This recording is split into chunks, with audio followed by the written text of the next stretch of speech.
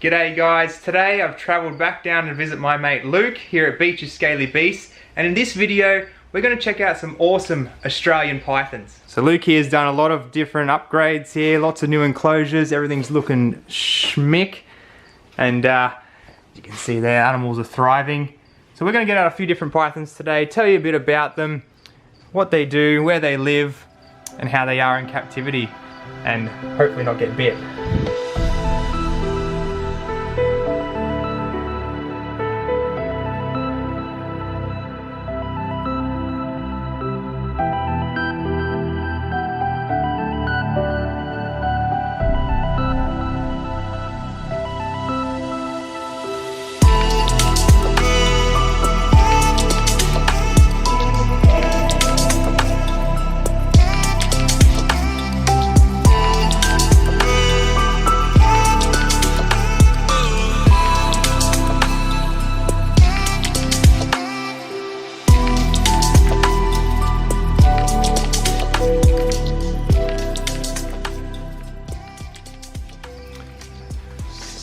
Alrighty, so here we got one of the larger python species here in Australia, and this one's grown a lot since I last seen him. This is of course a little olive python. What's the, how old's this guy now, Luke? I think he'd be coming up to about two or so years old, maybe closer to 3. I can't quite remember when I got him. It was one of the expos. Yeah, actually you'd be closer to 3 then. Yeah, it would be closer to 3 thinking about when you were last here and seeing him. Yeah, this is Atlas. He's a little olive python. He's a great snake. As you can see, he's very active when he's out. Fantastic animal. I wish I actually saw some of these in the wild when I was in Darwin this time last year, but you know, you win some, you lose some. But you know, he's a fantastic animal. One of Australia's largest pythons, as Coop said. This particular animal's a bit of a pain sometimes, just because he likes to only eat birds, but that's alright. At the end of the day, it's not the hardest thing. It could be a lot worse. Yeah, these guys come from the top end of Australia, up around the top end of the Northern Territory, and there are also a locality in WA as well. Barrenai, I believe they're called. But yeah, beautiful, beautiful animals. They definitely don't mind heat. They're very, most of them seem reasonably placid. At least from my experience, but... And how do you like to keep these guys? I noticed you got this beautiful looking setup for him now. And is that inspired from your recent trip, is it? Yeah, definitely. So I took a whole stack of photos while I was up there, just to try to mimic it a little bit. You know, I really wanted to kind of, all my animals I like to try to give a little bit of nature to them for their homes. So yeah, went with all the bush rock and some crushed granite and beautiful, beautiful grasses and things everywhere. Took us a little bit of while to get Atlas here out of the enclosure, and that's because it is so natural looking. Yeah. You can get into the little crevices everywhere. Tons of little hides for it, but that's great for the animal, you know, it makes it feel nice and safe, and lots of different things to explore. Lots of very enriching environment for a snake, whereas, you know, a lot of people will just shove them in a tub or something like that. Yeah. It's a little bit different to a tub with some newspaper and stuff. You know, you can always change up the decor in there with your different branches, different grasses and things. You know, that gives the animal a bit of stimulation, a bit of something new. So, bit of fun for you and Atlas there. Yeah, I mean, I like changing it up, and I'm sure he likes a bit of a different scenery every now and then. Yeah, I think he's definitely a little bit bigger than when you last. Yeah, absolutely. It was tiny. Last saw him. But he's got a long way to go, that's for sure. Yeah. Yeah, no, I like getting him out and playing with him and kind of just associating the handling and everything with him, just because he is going to get big. So, you know, one day you'll be eating some pretty big birds and chickens and things like that. So I want to be able to still get him out at that size and him not be too aggressive or anything. He's a beautiful animal. So here we have a very well-known genus of Australian python, and a very pretty example of it. Nice chunky girl, I assume. Yeah, girl. And what's this one's name? Car, after the Jungle Book. Ah, Very perfect. original. So what type of jungle is she? I don't actually know the locality on her, to be honest. Bought her as a bit of a whim, like 6 years ago or so. I'm away to the Blue Mountains for a day trip and happened to find somebody selling jungle pythons on the way. And yeah, I think I paid about $100 for her or something, and she was a bit of an ugly duckling, but that's okay. Like most Morelia tend to be pretty boring looking when they're young and a bit drab, and I think that's just to kind of like, you know, blend in a little bit more rather than stand out and, you know, go a little bit more unnoticed. Yeah. But yeah, she's a brilliant looking animal. Very simple animal to keep. You know, just a bit of basic heat. She's got a Ecotech spiral heat emitter in her enclosure there. Gets her up to about a nice 34 degrees at the basking spot, and then it cools down to kind of your mid-20s from there.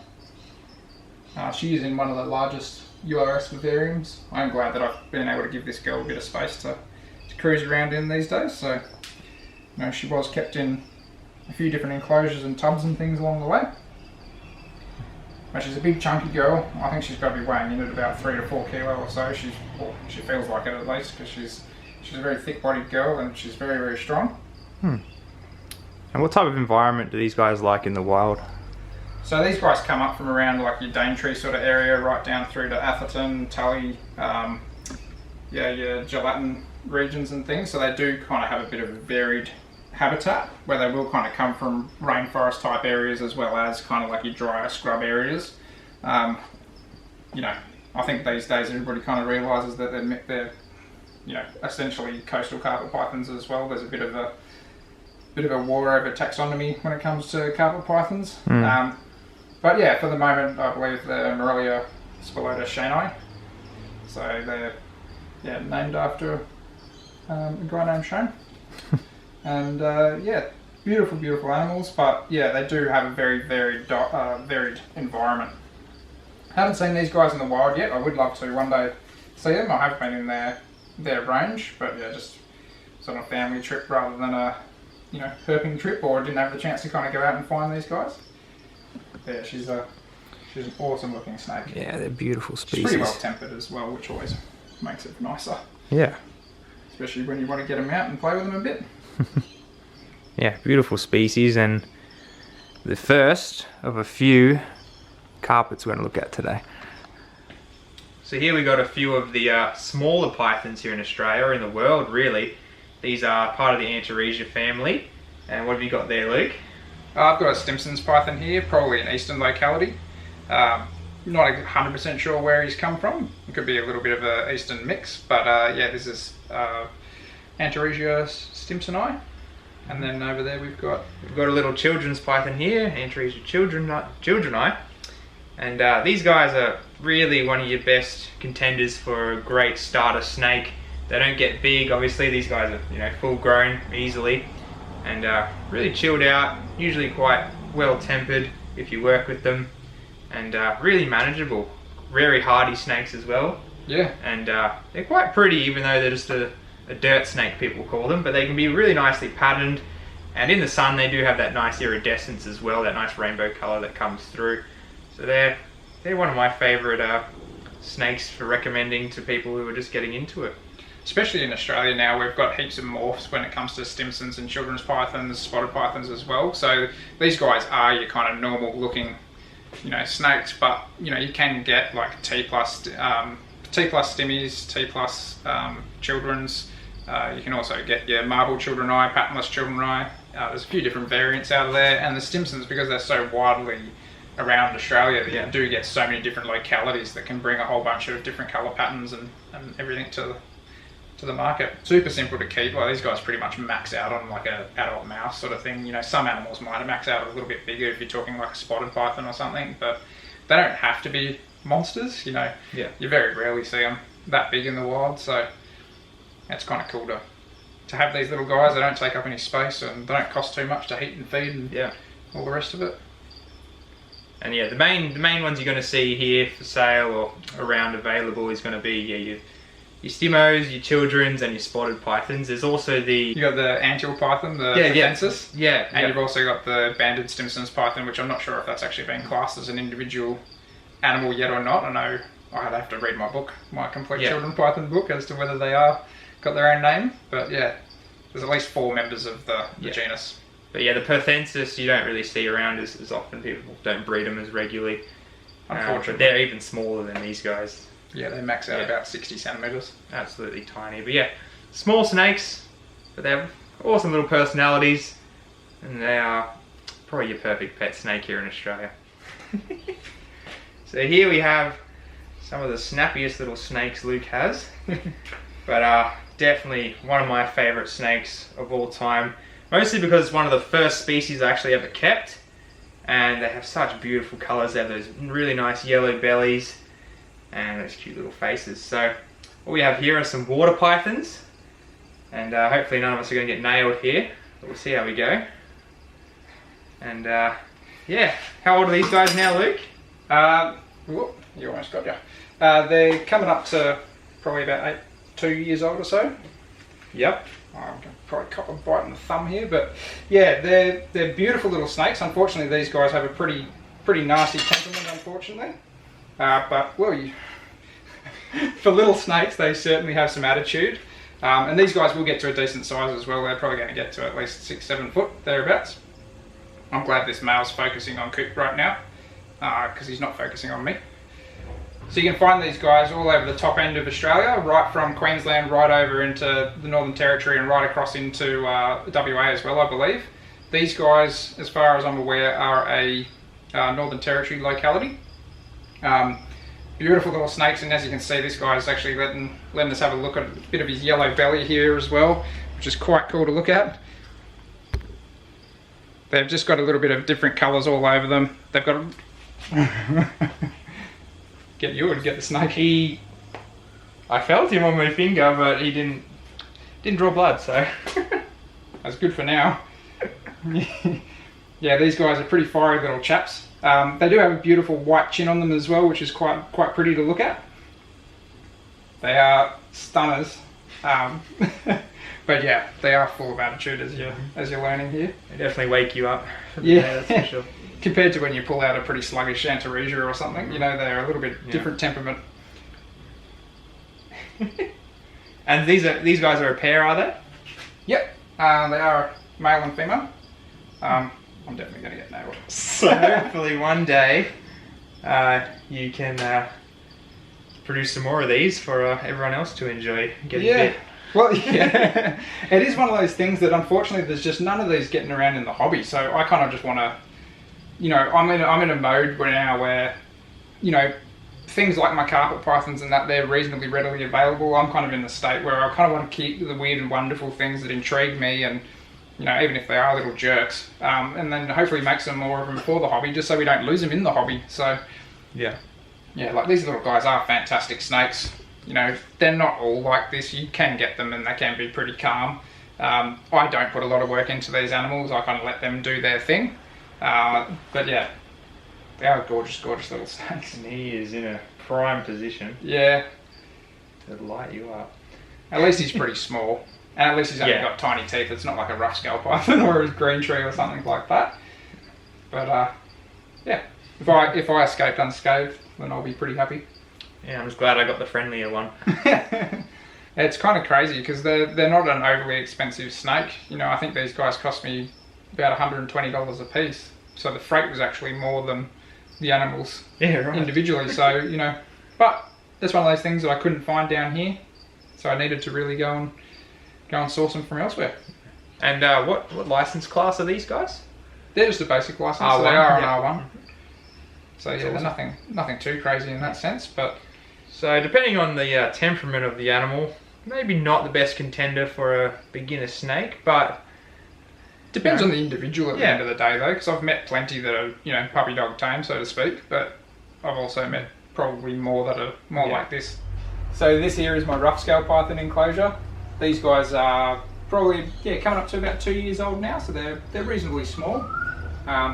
Taken about an adult mouse or thereabouts, a bit of a fuzzy rat or thereabouts. Yeah, this enclosure I spent a bit of time on making it. That gave me a few uphill battles and things along the way. I kind of couldn't see the end goal and how I wanted it to look, but it did end up getting there eventually, and it did turn out quite nice.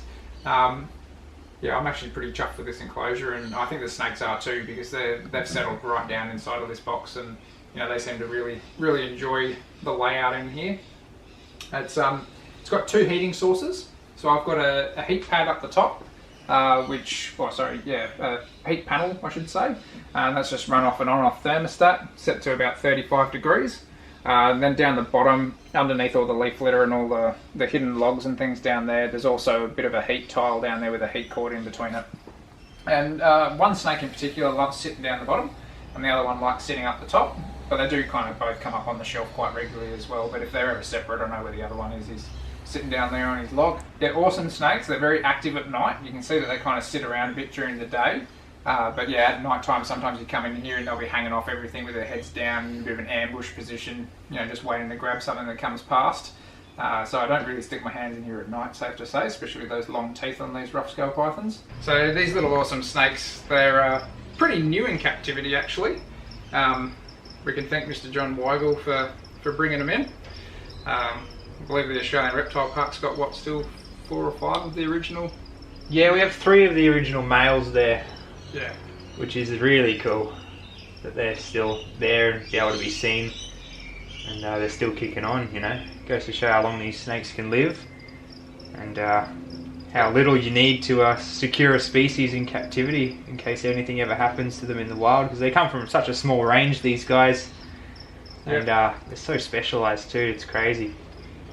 Yeah, it's believed that they've developed those really long teeth to get through the dusky rat's fur, because the dusky rat can actually shed their fur and if they get nailed by a predator. So these guys developed longer teeth so they can get through that fur and actually hold on to the animal itself. So, you know, it's kind of one of those extraordinary bits of evolution. And then of course the identifying feature that gives a snake its name is those rough scales, which are just insane. Nothing else like it in the python world, and they just feel super cool. That keeled, awesome feeling, and I imagine they use that mostly to help wedge themselves into all the rock crevices and everything like that, help them climb around and live their life. But if you've never felt one before, it's super cool feeling. It almost feels like a bit like sandpaper, kind of like a coarse sandpaper or something along those lines. These were actually the first rough scales I've ever played around with, so it was kind of really unique to, you know, hear about it for so long, want to feel it, buying the animal and feeling it and going, wow, these things are actually just that incredible. I love their big bulbous eyes as well. They're very nocturnal. Big steely blue eyes. That's so cool. They're such a unique snake. It's just one of those different kind of animals that we have here in Australia, and yeah, as Coop said, they come from such a tiny pocket in the wild. I love watching them climb up this branch.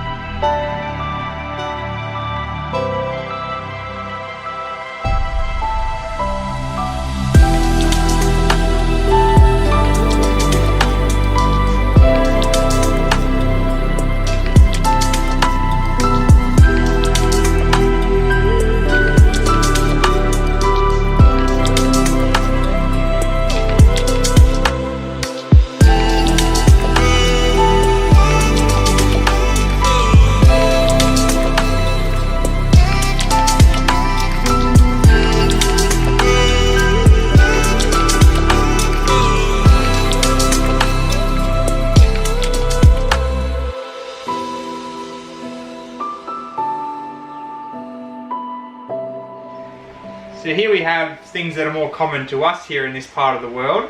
These are of course diamond pythons, and these are one of the best snakes in my opinion. They're so pretty, so easy to care for, and just a really good snake. So Luke's got 3 of these now. This is your big girl, right? Yeah, that's my big girl, Arrow. The 2 smaller ones don't have names, but I've had her for probably the better part of, I'm going to say 6 years or so now. Beautiful animal. She's got a great temperament on her as well. Pretty decent size.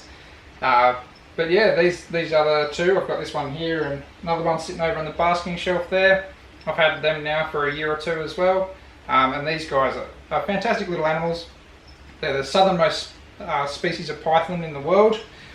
So you're not going to find any pythons lower in the world than these guys.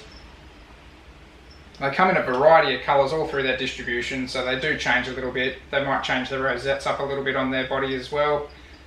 These guys all look pretty similar to animals that you'd find around the region that we're sort of in, around the Greater Sydney region. And this is Morelia spilota. And these guys are fantastic too, especially if you don't want to have a too big of electricity bill. They don't need a super hot basking spot or anything. So these guys get up to about 31, 32 at their basking spots, but they've got plenty of areas in their cage to keep a hell of a lot cooler than that. And during winter I turn the heating completely off to these guys for about 3 months. So, you know, they're pretty bulletproof animals like that. You don't have to really worry about respiratory infections or anything when you're talking about these guys. And these guys are also a great candidate, depending on where you live, but a lot of people love keeping them outside too. They do very well in aviary sort of setups, as long as they can get cool enough. I would love to be able to keep these guys outdoors. That would be my ultimate dream if I had the space. Yeah, it's so fun. But yeah, they're a beautiful snake, definitely one of my favourites.